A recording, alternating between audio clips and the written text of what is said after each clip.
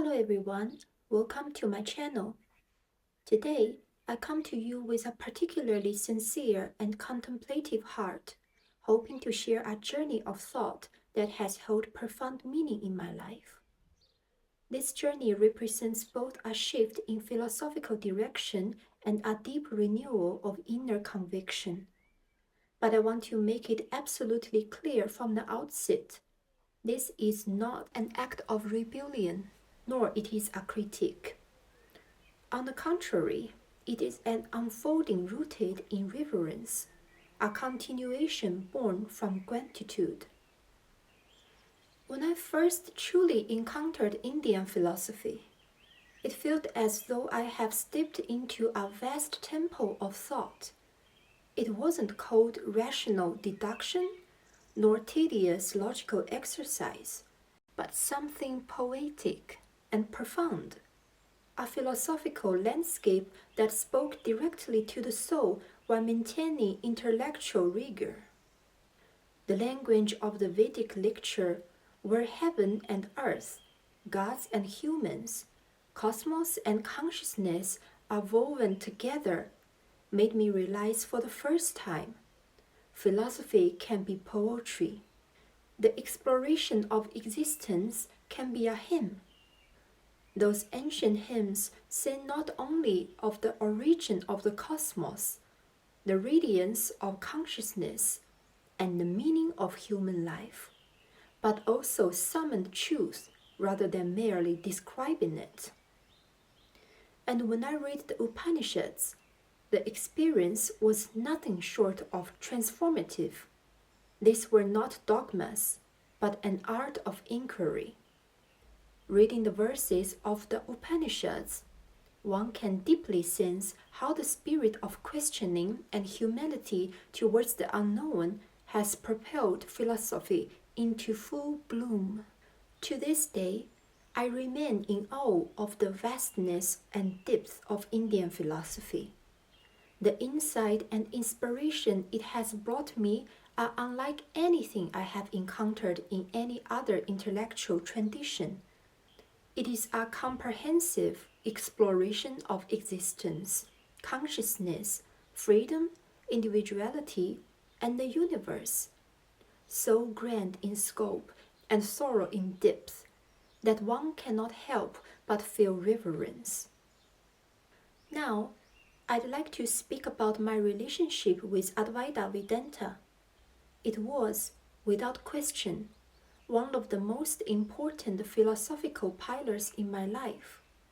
I have never hesitated to acknowledge that, in the early stages of my inquiry, it was this very system that led me into the profound contemplations of the relationship between consciousness, existence, the self, and the cosmos. Brahman Satyam, Jagat Mithya. When I first read this iconic statement, the tremor it stirred within me is something I will never forget. That sense of stillness beyond worldly turmoil, that feeling of belonging to eternal wisdom, it brought a deeper clarity and comfort to my soul. In meditating upon I am not this body, I am the unmoving, I found the courage to rise above material attachments and begin learning how to face pain and impermanence from a broader perspective. The depth and elegance of Vedantic philosophy are qualities I have always admired. It unites the most abstract metaphysical questions with the most delicate textures of human experience. The nobility of such thought, the brilliance of its spiritual vision, is truly moving. More importantly, many who earnestly live this tradition exude a gentleness, tranquility, and openness that has touched me deeply. They do not float their knowledge, but rather embody the freedom of knowing everything yet clinging to nothing in their daily lives. To be able to learn within such a tradition has always felt like a profound blessing to me. And it is precisely because I loved and devoted myself so deeply that when I began to encounter tensions and doubts within the system, I was unwilling to simply let go as a way to suppress my inner questions. This is not disrespect. It is a deeper form of respect. Precisely because I hold this system in such high regard, I could not pretend not to see the parts I could not fully embrace. I believe one of the highest virtues of philosophy is this: to allow us to keep questioning within reverence and to keep exploring within humility. During my years immersed in Advaita Vedanta, I occasionally felt a strong inner impulse. Perhaps I can surrender completely, believe entirely, entrust myself fully to this ancient and profound wisdom. After all, among the many traditions I had encountered, few rivaled Vedanta in its ability to encompass the vastness of the cosmos while also delicately dissecting the subtlest workings of the human heart. At times, this impulse to surrender arose from my deep admiration for certain spiritual practitioners. Their compassion, serenity, and generosity seemed to offer the most powerful commentary on Vedanta itself. The presence made one believe this philosophy is not merely composed of words, it is a way of life. At other times, it was the philosophical expressions that moved me. There were passages so poetic, so quietly luminous, that they unveiled the mysteries of existence and consciousness with a grace and depth that left me breathless. These words didn't just appeal to my logic, they soothed something within my heart. In those moments, I felt a sense of belonging, as if I had finally found the intellectual and spiritual home I'd long been searching for. And yet, as I read more deeply and thought more critically, I began to notice something. Even the most seemingly robust and complete philosophical systems are not without their cracks. In some areas, they offer profound insight, but in others, their answers are either overly abstract, caught in circular reasoning, or marked by silence. Many traditions, especially religious ones, ask us, at their deepest level, to let go of the ego, suspend our questioning, and surrender. But I discovered that when I tried to do this, my inner self remained uneasy. Some questions were still left unaddressed, still calling for a further unfolding. For instance, if diversity is merely the product of avidya, ignorance, why is this product of avidya so intricately beautiful and richly layered?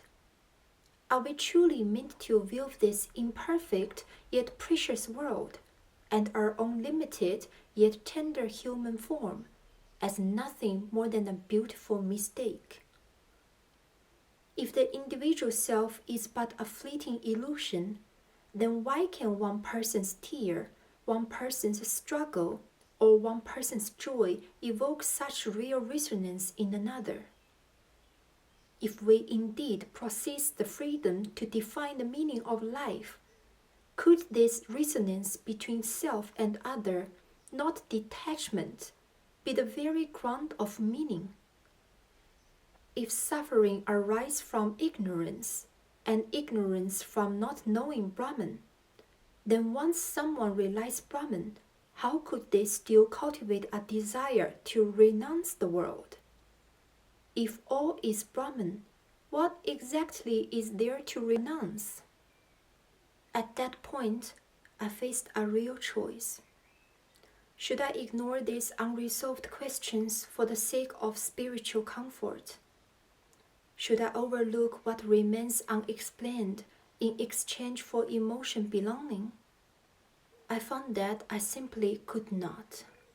It's not that I don't long for peace. It's not that I don't understand trust. But I care too deeply about the authenticity of the path.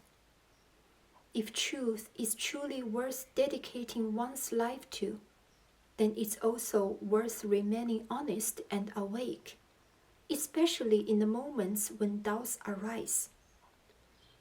I often reflect on the road I've walked, over 30 years of exploration, inquiry, and growth. But I also know that the journey is far from over. Life hasn't reached its conclusion. There is still more, to read more, to ask more, to see anew, to think again. And I would rather keep walking forward, even into the unknown, than settle for an answer that asks me to turn away from my honest questions. More importantly, my search for truth has never been driven by anger, pain, revenge, or lack. I didn't turn to philosophy because something was missing in life, nor because I needed to recover from a spiritual wound. I wasn't looking for security. I came to philosophy out of love, deep, sincere love. And precisely because of that, I want to walk this path with reason and calm, step by step. Not to escape something, but because I genuinely want to know what can truly explain the fullness of all the existence.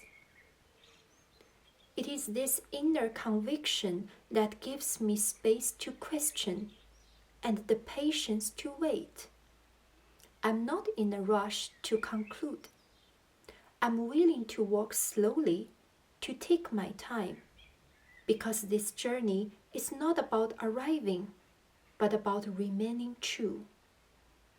So, I must admit, I couldn't silence my questions simply for the sake of inner comfort.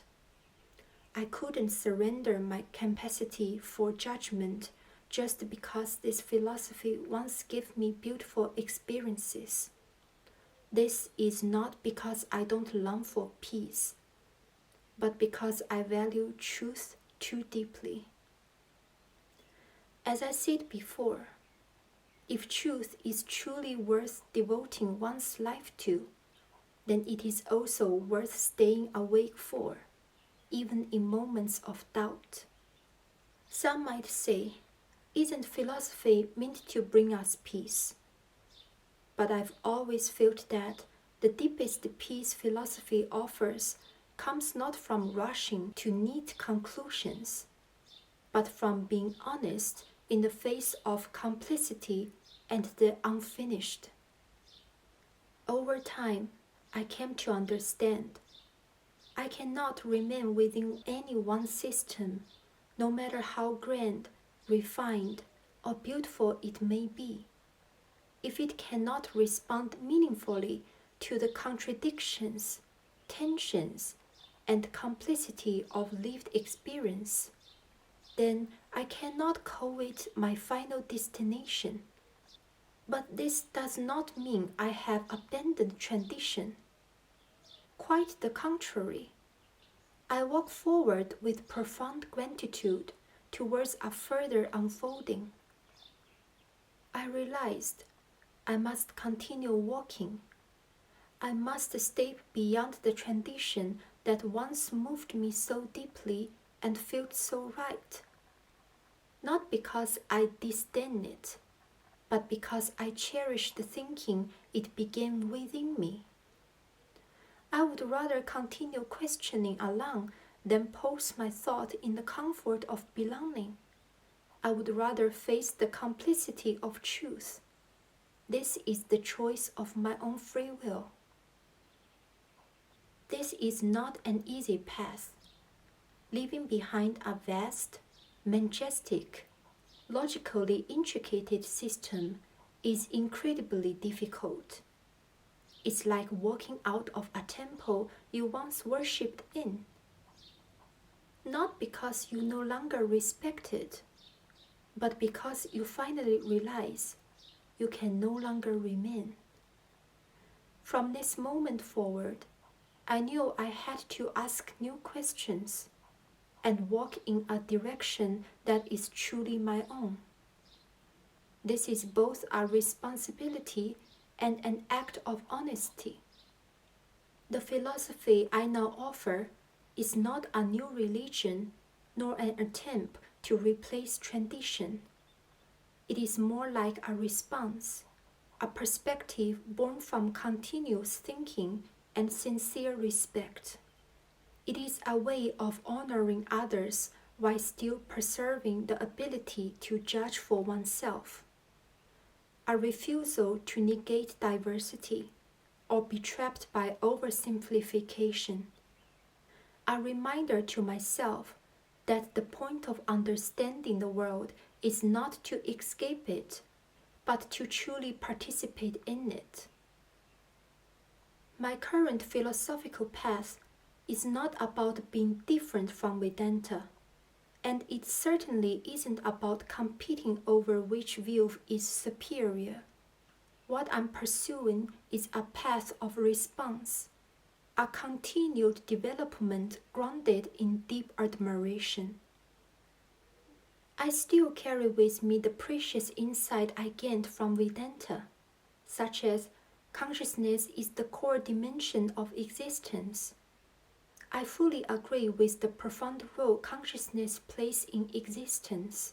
My interpretation does not reject this, but seeks to free consciousness from the notion of being a constant, static background, and to see it instead as a dynamic event of interaction, arising within relationship and within life, not as some abstract realm beyond. The individual is not isolated, but an expression of the whole. I deeply value the non-dual insight of Brahman and Atman are one, but I believe true wholeness should not come at the cost of erasing differences. Rather, it should reveal resonance through differences, allowing each unique I to become a witness to the cosmos' living participation. Vedanta taught me I am not my thoughts, nor the limitations of my body. This teaching remains forever precious. But I have come to think, true freedom is not escape from manifestation, but seeing the real through manifestation, not the negation of the I, but the rediscovery of I through relationship. Thus, the path I now walk is not one of rejection, but a continuation in a new form. I stand on the shoulders of tradition, but with my own eyes open, willing to see what has yet to be illuminated. In closing, I want to emphasize once again, what I share today is not a denial of any tradition, nor an offense to any person of faith. I have always held deep respect for those who sincerely practice and inquire. Behind every tradition lies the wisdom and devotion of countless generations. Millions who have longed for truth and devoted themselves to it. What I've experienced is simply one person's path, emerging from lived experience, from the core of truth. This path is far from perfect. Much remains to be thought through. But it is real, it is honest, and is gentle. I hope that as I walk this path, I may continue to receive your understanding and goodwill. Just as I've always respected and felt gratitude towards every tradition, I hope you can see that what I'm doing is not a rejection of truth, but an unwillingness to compromise with it. May we find, within our different beliefs, a space to meet. May our time be one that allows for many voices and give each sincere question a space to be heard.